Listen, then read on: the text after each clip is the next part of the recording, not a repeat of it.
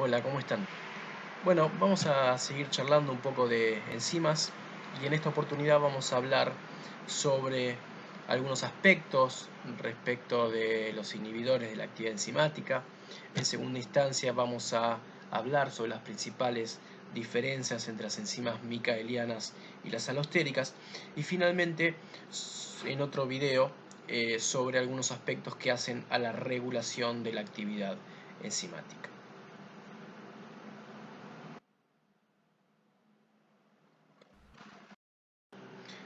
Bueno, como les adelanté, vamos a comenzar hablando de los inhibidores. Y para esto tenemos que entender que cuando hablamos de inhibidores enzimáticos hablamos de una serie de sustancias que tienen la capacidad de disminuir o eliminar completamente la actividad de las enzimas. Bueno, ¿y por qué hablar de los inhibidores de la actividad enzimática? Bueno, básicamente porque, aunque no lo creamos así, los inhibidores enzimáticos están presentes en nuestra vida casi de manera cotidiana. Sin ir más lejos, en lo que respecta a aspectos farmacológicos, podemos mencionar una gran cantidad de compuestos que actúan a través de la modulación de la actividad de determinadas enzimas. Por citar algunos ejemplos, podría mencionar un fármaco muy conocido por muchos de ustedes, como el aciclovir, utilizado para el tratamiento de infecciones por virus herpes, que es un inhibidor de la DNA polimerasa del virus. Otros ejemplos como por ejemplo el ibuprofeno mismo que solemos tomar cuando tenemos dolor de cabeza, por ejemplo, algún dolor muscular y demás. Es un inhibidor de la enzima ciclooxigenasa clave en la producción de prostaglandinas, leucotrienos, el propio metotrexato, muy utilizado en la terapéutica del cáncer, es un inhibidor de una enzima que vamos a estudiar más adelante, que es la hidrofolato reductasa, una enzima que interviene en el metabolismo y síntesis de bases nitrogenadas. El propio omeprazol, muy conocido también por muchos de nosotros, es un inhibidor de la bomba protón-potasio ATPasa para el tratamiento de úlceras gástricas. Bueno, y la lista sería interminable, pero más allá de los fármacos y los aspectos farmacológicos, los inhibidores enzimáticos también hacen a muchos aspectos toxicológicos, ¿sí?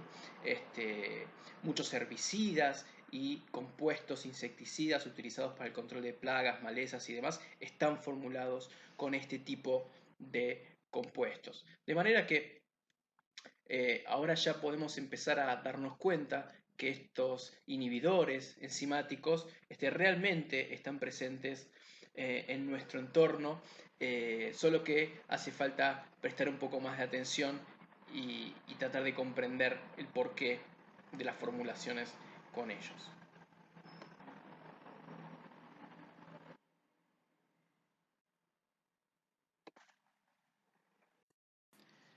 Bien, para comenzar vamos a comentar que los inhibidores pueden ser clasificados en base a sus propiedades, por supuesto, en dos grandes grupos. Los primeros son aquellos que llamamos irreversibles y los segundos aquellos que son reversibles. Dentro de este segundo grupo encontramos dos subgrupos, los inhibidores reversibles competitivos y los inhibidores reversibles no competitivos. Bien, los inhibidores irreversibles son aquellos que una vez que actúan sobre la enzima hacen que ésta no pueda recuperar su actividad. De manera que aun cuando yo retire el inhibidor del medio, la enzima va a quedar irremediablemente inhibida y no va a poder volver a catalizar la reacción. La manera que tienen estos inhibidores de actuar sobre la enzima es o modificando de manera irreversible su estructura, por ejemplo, destruyendo la enzima, o reaccionando y alterando ciertos grupos funcionales esenciales en el centro activo de la enzima. Pero ya sea de una manera u otra, la acción de estos inhibidores no permite recuperar la actividad de la enzima. Por otro lado, los inhibidores reversibles tienen la característica de, si uno los remueve, la enzima puede recuperar su actividad. Y además se puede establecer un equilibrio entre el inhibidor en su estado libre y la enzima. En el caso de los inhibidores reversibles competitivos, el inhibidor establece una competencia con el sustrato natural de la enzima por el sitio activo de esta. Esta competencia entre el inhibidor y el sustrato se puede establecer porque uno y otro tienen cierta analogía estructural, de manera que tanto el sustrato como el inhibidor poseen cierta afinidad por el sitio activo, como les contaba hace un rato. ¿Quién va a ganar esta competencia? Bueno, en general la competencia la va a ganar aquel que se encuentre en mayor proporción respecto de otro. De manera que, por ejemplo, si el inhibidor ganó inicialmente la competencia y se unió a la enzima y se pudo formar entonces el complejo enzima-inhibidor, si yo agregase mayor cantidad de sustrato, podría desplazar el equilibrio hacia la formación del complejo enzima-sustrato y de esta manera permitir que el inhibidor pase a su estado libre. Una vez que el inhibidor fue desplazado y perdió la competencia, entonces el sustrato podrá ser convertido en producto por parte de la enzima. En esta figura podemos evidenciar un poco más claramente que de alguna manera tanto el sustrato como el inhibidor guardan cierta analogía estructural, de manera que tanto uno como el otro, como les decía, poseen afinidad por el sitio activo. En caso del inhibidor ganar la competencia y unirse al sitio activo de la enzima, entonces esta unión se evidenciará por la ausencia de reacción. De manera que cuando estemos hablando de inhibidores reversibles competitivos, vamos a estar hablando de análogos estructurales a los sustratos naturales de la enzima. Bien, recordemos que existen dos parámetros que nos dan idea de los aspectos cinéticos de las enzimas. Estos parámetros son, por un lado, la velocidad máxima y por otro lado la constante de Michaelis o Km, que a su vez nos da idea de cuál es la afinidad de la enzima por su sustrato. En un trazo negro podemos observar cómo es el comportamiento de la enzima en ausencia de inhibidor y en un trazo rojo observamos cuál es el comportamiento de la enzima en presencia del inhibidor reversible competitivo. Lo que se puede observar es que una vez que incorporamos el inhibidor reversible competitivo, la curva de alguna manera se desplaza hacia la derecha, evidenciándose esto como un aumento de la constante de Michaelis. Recordemos que la constante de Michaelis es la concentración de sustrato a la cual la enzima trabaja al 50% de su velocidad máxima. Ahora, ¿por qué ante el agregado de un inhibidor reversible competitivo aumenta la Km? Bueno, tengamos en cuenta que nosotros habíamos dicho que en esta competencia que se establece entre el sustrato y el inhibidor, el que gana es quien de alguna manera se encuentre en una mayor proporción. De manera que para poder desplazar al inhibidor del sitio activo, lo que teníamos que hacer era incorporar una mayor cantidad de sustrato que así lo permita. Entonces, esta mayor cantidad de sustrato se evidencia entonces por un aumento de la constante de Michaelis, como vemos aquí. La velocidad máxima, en el caso de la incorporación de un inhibidor reversible competitivo, no se ve afectada porque de alguna manera una vez que nosotros nos sacamos de encima el inhibidor, la enzima no ve ningún problema para poder seguir funcionando en condiciones de saturación. Lo mismo que acabamos de discutir lo podemos observar en un gráfico del Knight-Weaver-Berg o de las dobles recíprocas. En este caso, al aumentar la constante de Michaelis, lo que vemos es un corrimiento del punto de intersección en el eje X hacia el 0, mientras que el punto que corresponde a 1 sobre la velocidad máxima no se ve alterado porque justamente la velocidad máxima, como vimos, no se altera ante la incorporación de este tipo de inhibidores. Bien, en el caso de los inhibidores reversibles no competitivos, no se establece justamente una competencia entre el inhibidor y el sustrato. por el hecho de que el inhibidor, a diferencia de los reversibles competitivos, no se une en el sitio activo de la enzima. Es decir, que por más que yo aumente la concentración de sustrato, no voy a poder desplazar al inhibidor. Entonces, si bien puedo recuperar la actividad enzimática retirando al inhibidor del medio, esta recuperación de la actividad no es a costa de incorporar mayor concentración de sustrato. Bien, en este caso entonces, como el inhibidor se une a un sitio distinto del sitio activo, no es necesario que exista analogía estructural, de manera que la unión del inhibidor se puede dar tanto a la enzima en su estado libre como al complejo enzima-sustrato. Independientemente de este hecho, la unión del inhibidor a la enzima se traduce en una ausencia de reacción. De la misma manera que hicimos con los inhibidores de tipo competitivos, vamos a evaluar cómo se modifican o no los distintos parámetros cinéticos de una enzima micaeliana ante la incorporación de un inhibidor reversible de tipo no competitivo. Para esto recordemos que un inhibidor de este tipo interactúa con la enzima a través de un sitio distinto al sitio activo, de manera que la afinidad de la enzima por su sustrato natural no se ve alterada. Cabe especular entonces que una vez que este tipo de inhibidor interactuó con la enzima, la afinidad de esta no se ve alterada y por lo tanto la constante de Michaelis no debería verse modificada. Sin embargo, ante la incorporación de este tipo de inhibidor, vamos a evidenciar una disminución en la velocidad máxima de la enzima.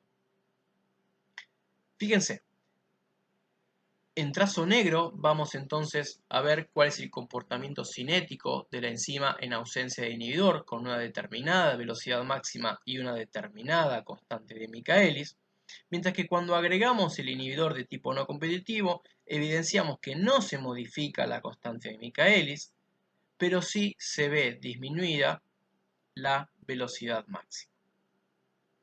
Esto tiene que ver entonces con lo que decía recién, de que al interactuar este tipo de inhibidor a través de un sitio distinto al sitio activo de la enzima, la afinidad de esta no se ve alterada y por lo tanto se espera que la KM no se vea alterada. Pero sí es cierto es que el inhibidor al interactuar con la enzima disminuye la cantidad disponible de enzimas capaces de convertir el sustrato en producto, por eso se evidencia en una menor velocidad máxima. Esto mismo que vemos en un gráfico de Michaelis-Menten lo podemos observar en el gráfico de Lineweaver-Burke. En este gráfico, de la misma manera que antes, vemos que al no verse alterada la constante de Michaelis, el punto que corresponde a menos 1 sobre km no se modifica en presencia del inhibidor, pero sí se modifica el punto que corresponde a 1 sobre la velocidad máxima. Si la velocidad máxima en presencia del inhibidor tiende a disminuir, entonces la relación 1 sobre la velocidad máxima debería aumentar, tal como se evidencia con una mayor pendiente en la curva que corresponde a la presencia del inhibidor de tipo no competitivo.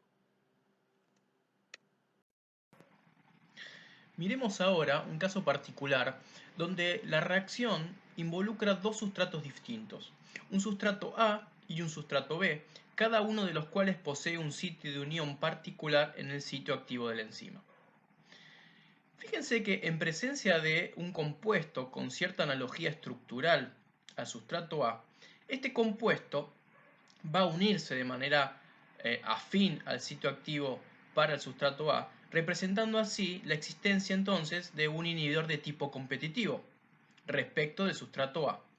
De manera que si yo aumentase, o por si algún motivo aumentasen los niveles del sustrato A, podría desplazarse por un efecto competitivo al inhibidor que actualmente está ubicado en el sitio activo de la enzima y de esta manera la enzima recuperar su actividad.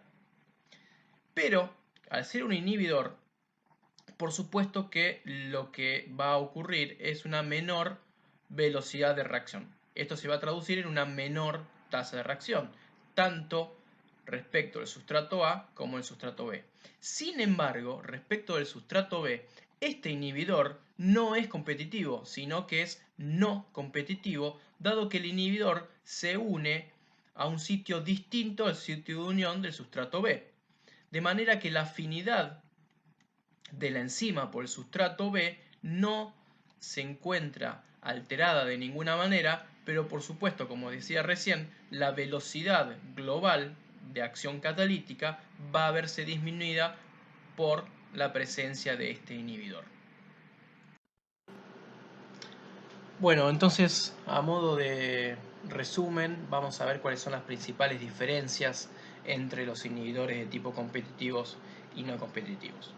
Respecto al sitio al que se unen los inhibidores, en el caso de los inhibidores de tipo competitivos, vimos que estos se unen al sitio activo de la enzima porque guardan cierta analogía estructural con el sustrato natural de la enzima. De manera que si yo aumento mucho las concentraciones de sustrato, voy a desplazar al inhibidor y voy a recuperar la actividad enzimática de la enzima.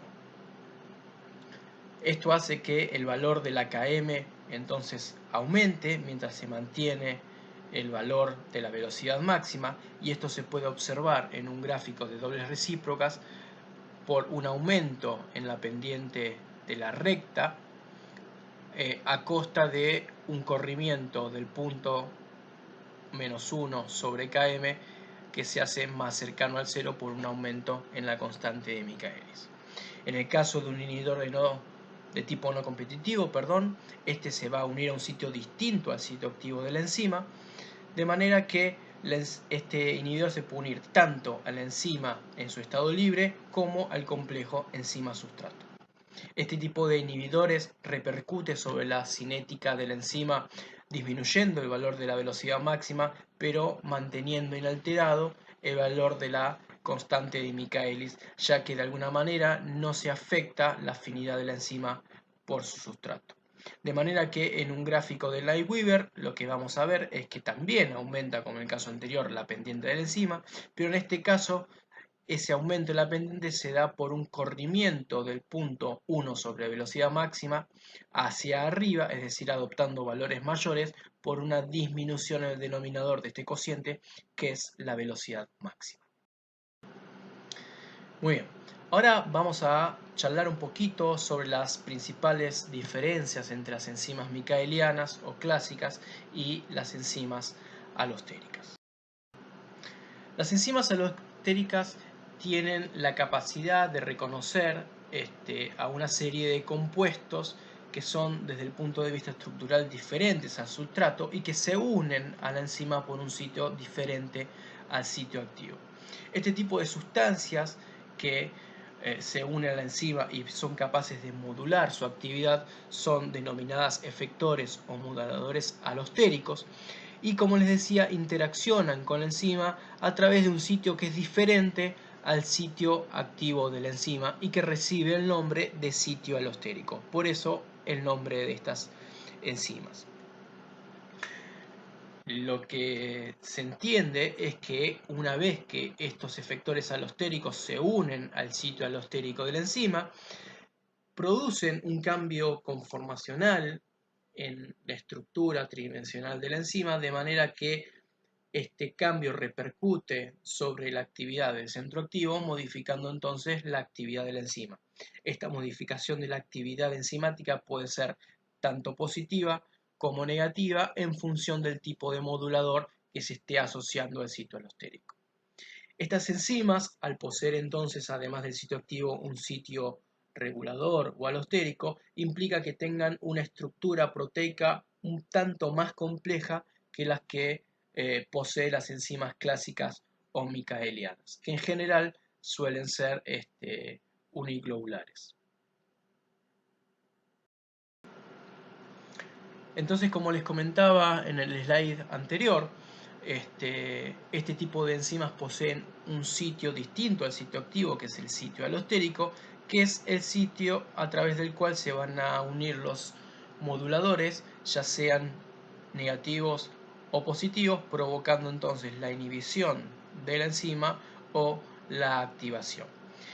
La unión de los moduladores provocan cambios conformacionales, tal que en el caso de ser un modulador alostérico negativo van a disminuir la afinidad de la enzima por el sustrato y por lo tanto esto repercute en una menor actividad enzimática, mientras que si el modulador es de tipo positivo, el cambio conformacional se va a traducir en una mayor afinidad por el sustrato y por lo tanto una mayor actividad enzimática. Ahora es interesante discutir cuál es la importancia que tiene la presencia de este tipo de enzimas dentro de una vía metabólica más o menos compleja. La realidad es que al ser enzimas regulables, esto implica que la vía metabólica en la cual estas enzimas tienen su función sean a su vez regulables y que la célula, en función de los requerimientos metabólicos de un momento determinado, puedan hacer que esta vía tenga mayor relevancia o menor relevancia en cuanto a su función. Además, este tipo de enzimas alostéricas en general catalizan reacciones que prácticamente son irreversibles, es decir, catalizan reacciones que tienen una variación de energía libre de Gibbs bastante negativas, de manera que son, como les decía, reacciones que en general son unidireccionales, no reversibles, y de alguna manera también la importancia de la presencia de este tipo de enzimas dentro de una vía metabólica radica en que la vía metabólica va a seguir una dirección y no otra en función de justamente el contexto metabólico en la que se encuentra la célula. Respecto al comportamiento cinético de las enzimas alostéricas, podemos ver que este comportamiento es visiblemente distinto de lo que habíamos observado para el caso de las enzimas micaelianas. En el caso de las enzimas micaelianas, el gráfico que representaba la cinética de estas era un gráfico de tipo hiperbólico, mientras que en el caso de las enzimas alostéricas, este gráfico deja de ser hiperbólico para convertirse en un gráfico de tipo sigmoideo. Esto es así en el caso de las enzimas alostéricas porque pequeños cambios en la concentración de sustratos impactan en gran medida en lo que es la velocidad inicial. Y por eso es entonces que la descripción cinética de la actividad de estas enzimas es de tipo sigmoideo, representados por una fase de tipo exponencial.